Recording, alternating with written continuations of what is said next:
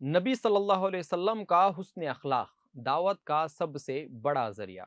आदाब नाजरीन, मिली डिजिस्ट के स्पेशल एपिसोड में आपका इस्तकबाल है। मैं आपका मेज़बान सैयद मुइन।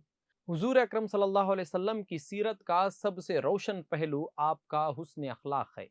आप सल्लल्लाहु अलैहि वसल्लम ने लोगों को सिर्फ ज़बान से इस्लाम की दावत नहीं दी, बल्कि अपने रवैये से इस्लाम की खूबसूरती दिखाई। आप सल्लल्लाहु अलैहि वसल्लम सच बोलते, वादा पूरा करते, अमानत अदा करते और लोगों के साथ इंसाफ फरमाते। आप सल्लल्लाहु अलैहि वसल्लम किसी इंसान को उसकी दौलत, नसब या हैसियत की बुनियाद पर इज्जत नहीं देते थे।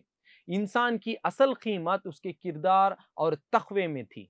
आज हमारे पास इल्म बहुत है, लेकिन अखलाक कमज़ोर होता जा रहा है।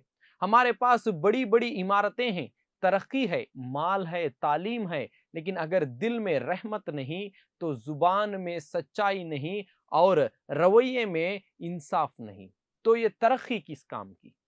सीरत हमें सिखाती है कि असल कामयाबी इंसान बनने में है।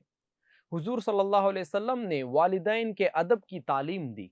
आपने लोगों को ऐसी गुफ्तगू से बचने की हिदायत दी जो बेमकसद हो और दूसरों के लिए तकलीफ का सबब बने।